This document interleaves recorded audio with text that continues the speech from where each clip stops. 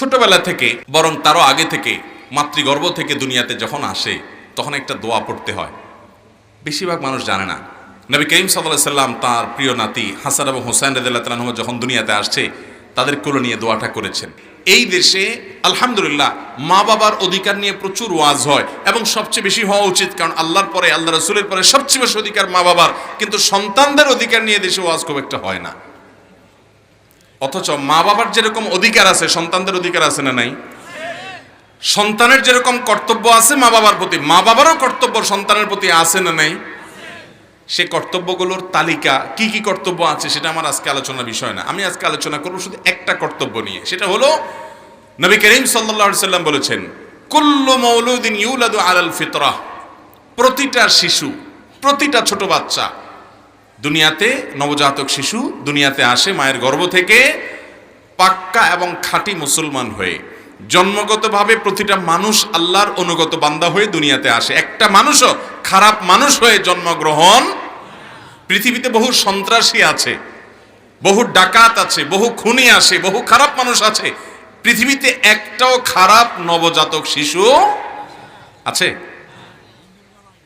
ভাইরা আমার, নবী করিম সাল্লাল্লাহু আলাইহি সাল্লাম সেজন্য বলেছেন প্রতিটা শিশু মাতৃগর্ভ থেকে খালেস ইমানদার হয়ে মুসলমান হয়ে ফেরেশতার মতো হয়ে দুনিয়াতে আসে। তাহলে খারাপটা করে কে?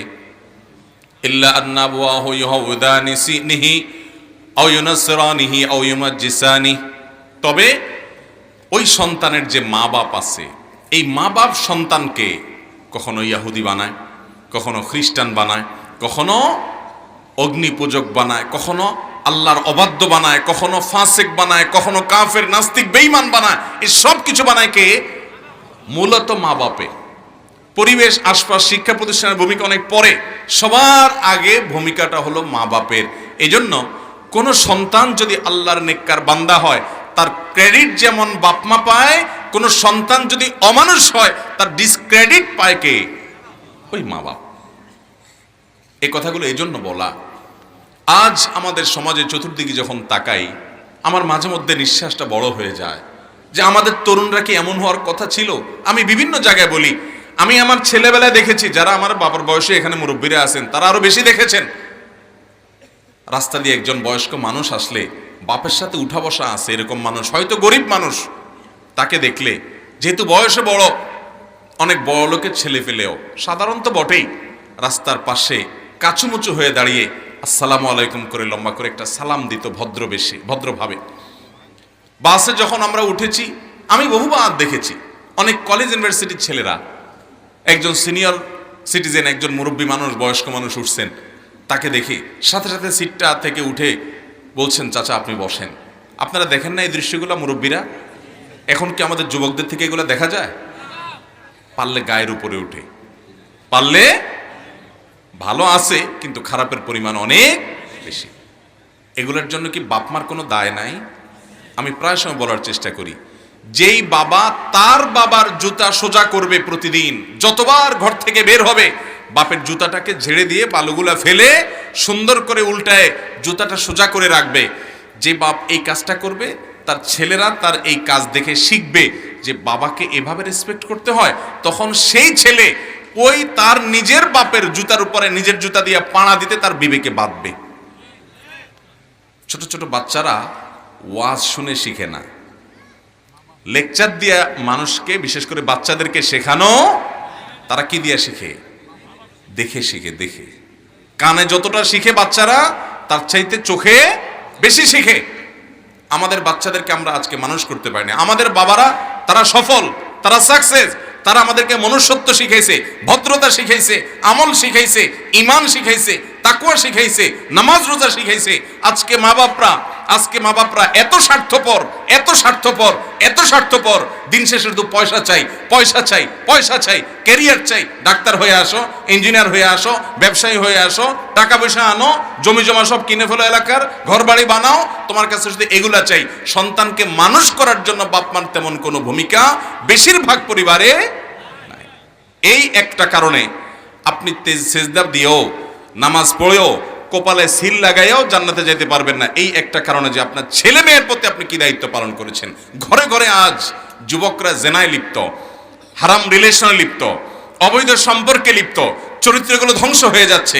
এক একটা ছেলের কয়েকটা মেয়ের সাথে অবৈধ সম্পর্ক, কয়েকটা মেয়ের কয়েকটা ছেলের সাথে অবৈধ সম্পর্ক, একের পর এক জেনায় লিপ্ত হচ্ছে, চরিত্র নষ্ট হচ্ছে, মাস্তানি গুন্ডামি করছে, বাপমার কাছে এসে ভদ্র সাজছে, বাপমা কোনো দায়িত্ব পালন করছে না। ঘরে ঘরে আজ এই মহামারী হচ্ছে কি হচ্ছে না? যারা এখনো বাবা হন নাই, তরুণ যুবক আছেন, আপনারা বলছেন তা আমাদের ওয়াজ না, আপনাদের ওয়াজ। আল্লাহ আপনাদেরকে একসময় বাবা বানাবেন। প্রতিজ্ঞা করেন যে আপনার সন্তানদেরকে আপনি মানুষ বানাবেন, মুসলমান বানাবেন, মুত্তাকি বানাবেন, দায়িত্বশীল বানাবেন। যদি না করে যান, মনে রাখবেন কিয়ামতের ময়দানে আপনার সন্তান বেনামাজি হওয়ার কারণে, আপনার মেয়েটা বেপর্দা চলার কারণে, আপনার ছেলেটা জেনা লিপ্ত হওয়ার কারণে, আল্লাহর কসম করে বলছি, আপনাকে জবাবদিহি করা লাগবে। অতএব দায়িত্বশীল আচরণ করবো তো ইনশাআল্লাহ। একেবারে ছোটবেলা থেকে, বরং তারও আগে থেকে, মাতৃগর্ভ থেকে দুনিয়াতে যখন আসে, তখন একটা দোয়া পড়তে হয়। বেশিরভাগ মানুষ জানে না।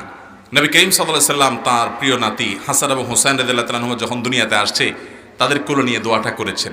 আল্লাহর কাছে শয়তান থেকে পানা চাইছেন, আল্লাহ ওর দুনিয়াতে সবচেয়ে বড় ইবলিস হলো তার সবচেয়ে বড় শত্রু। এই বাচ্চার শত্রু যেন তাকে ক্ষতিগ্রস্ত করতে না পারে, বিপদগামী করতে না পারে, জাহান্নামের দিকে নিয়ে যেতে না পারে।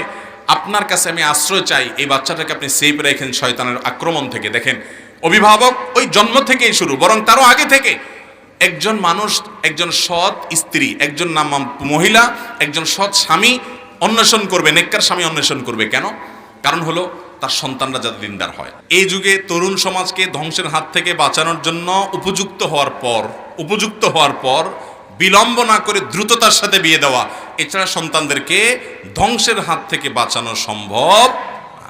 অনেক বাপ মা আছে বলে যে নিজের পায়ে দাঁড়া। ওরে, ও কি আরেকজনের পায়ে দাঁড়ায় আছে নাকি?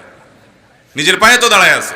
মানে তুমি পয়সা কামাও, ওই যে সব পয়সার মেশিন হয়ে গেছে আজকাল। ঠিক আছে বাবা, পয়সার দরকার আছে। একটা সন্তানের চরিত্র যদি নষ্ট হয়ে যায়, তো পয়সা দিয়ে আপনি কি করবেন?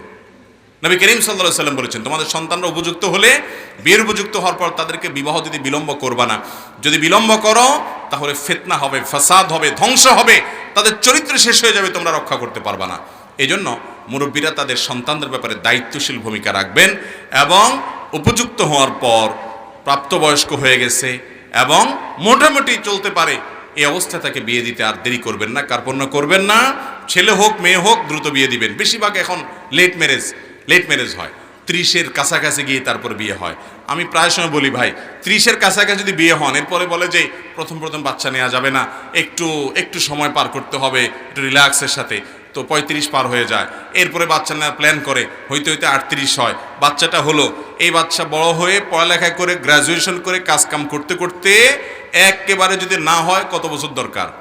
22-25 বছর দরকার। তো সেটা যদি হয় 38 থেকে 22-25 প্লাস করলে কোথায় গিয়ে দাঁড়ায়? 60 বছর বয়স আপনার হবে, তখন বাচ্চা মাত্র কাজ করা শুরু করবে। এই যদি বাচ্চা অমানুষ হয়, তো 60 বছর বয়সে বুড়া হয়ে গেছেন আপনি, ততক্ষণে কিচ্ছু করার না, ওর কাছে সারেন্ডার হয়ে বসে থাকতে হবে। আর যদি 45-40 থাকতে আপনার বাচ্চা যদি বেলাইনে হয়, কানটা মলে দিয়ে বললেন রাস্তা খোলা আছে, বাইর হ, ওর 14 গোষ্ঠী সোজা হইতে বাধ্য, কারণ আপনি এখনো শক্ত।